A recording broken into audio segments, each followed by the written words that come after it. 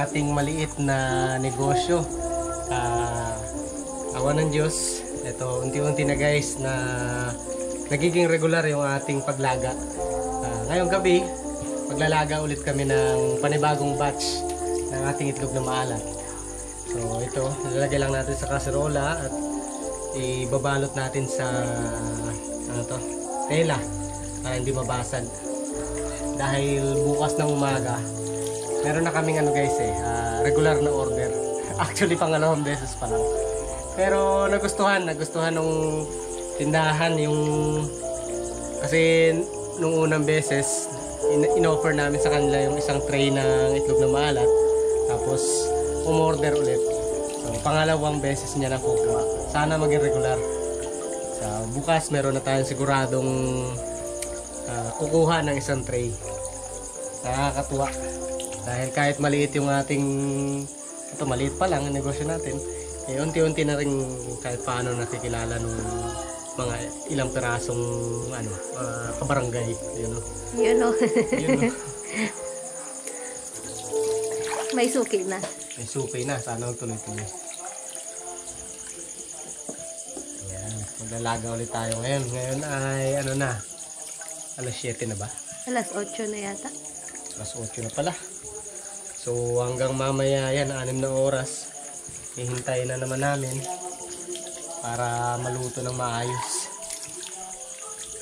Laga tayo tapos kulay agad bukas. O mamaya pagkatapos din. Basta hindi pa inaantok. Magpupuyat ka ngayon. Okay.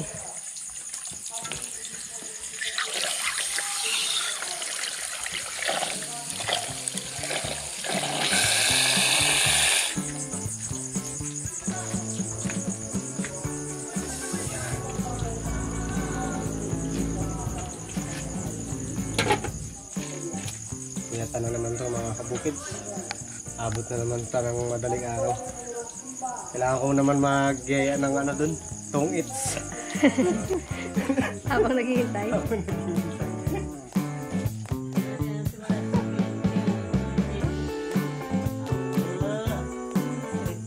Huli, si Mama Bira tutong-its. Aroy, tinan mo lang. Dating din, oh. Sayang. Wala na ito mga kabukids. Habang daw ito sabi ni Mama B, hanggang hindi naluluto yung itlog na hinihintay. Hanggang alas 3 pa man yun, ma. Aroy, tapos. Nako. Dapat ang matatalo, pungitan doon sa uling nung Niluluto.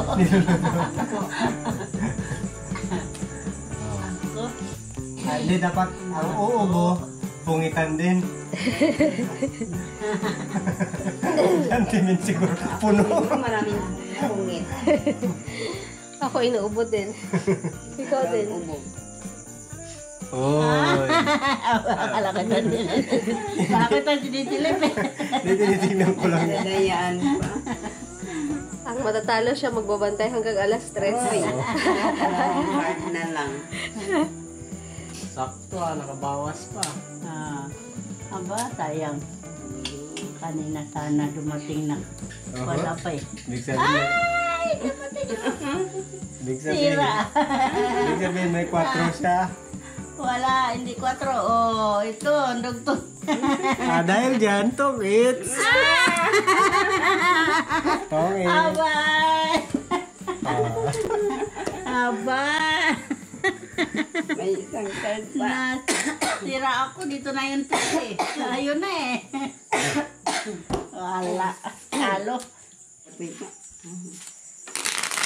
Ano lang ito mga kabukids? Tamang pampaantok nila. Walang perang involved. Wala. Wala kasi kami pera ngayon eh. Walang pantay.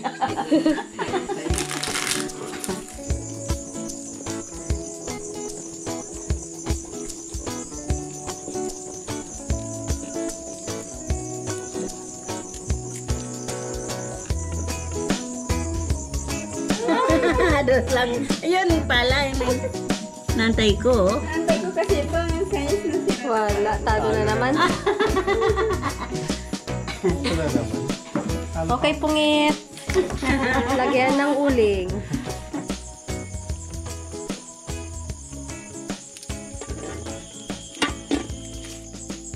So ayan mga kabukids, update tayo no.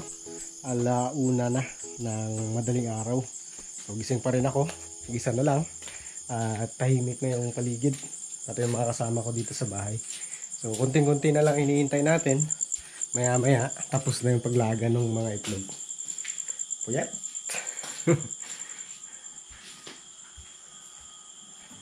Wala na yung mga kalaro ko ng baraha kanina.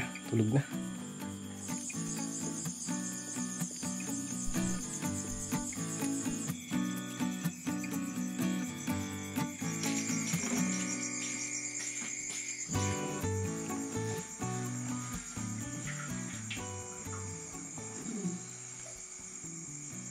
Ayan, naluto na mga kabukids. Dapat 6 na oras lang itong laga nito.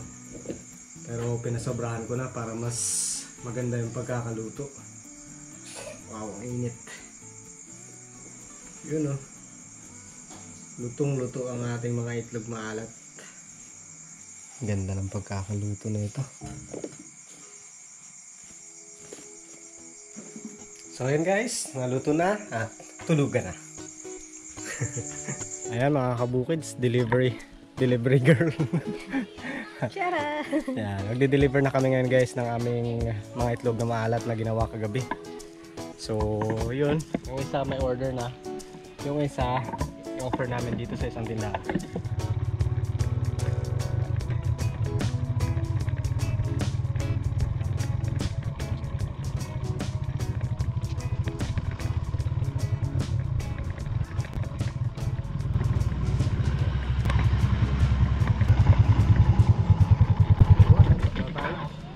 Iya. Kante-kantean mo. Ayan, sa kabila.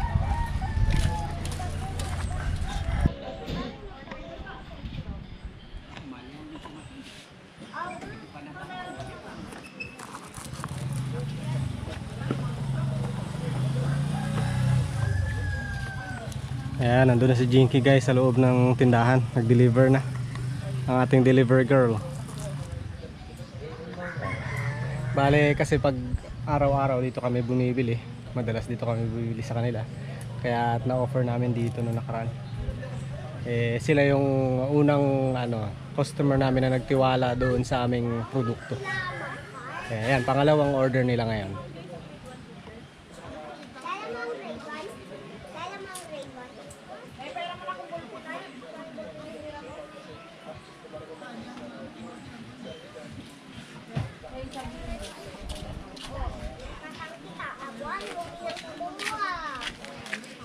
Tara. Meron pa tayong next na dideliveran. Sanay na mag-deliver. Hawakan mo na lang daw.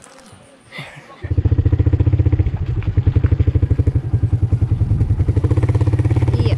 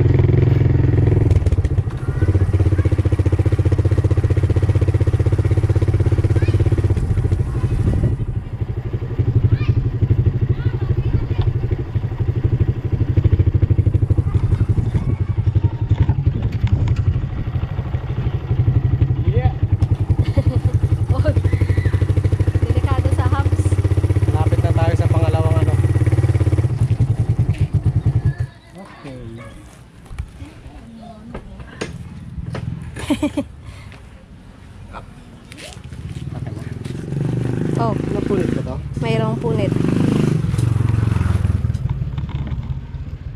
Ako po, bumaba ka kayo dyan, baka matumba ka dyan.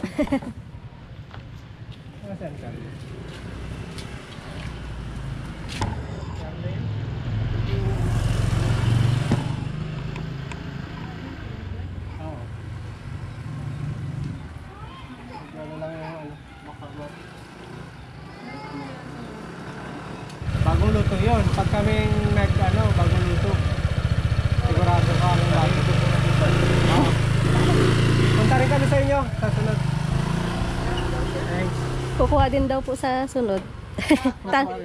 Tanungin niya daw po yung asawa niya muna. Ayos na po. Bigyan kita ng 3. Ayun, may pa-tray si... May pa-tray si Auntie Arlene. Buti na lang yan ang tindahan.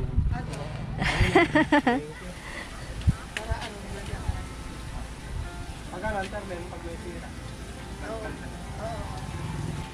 Papatayin ng tray.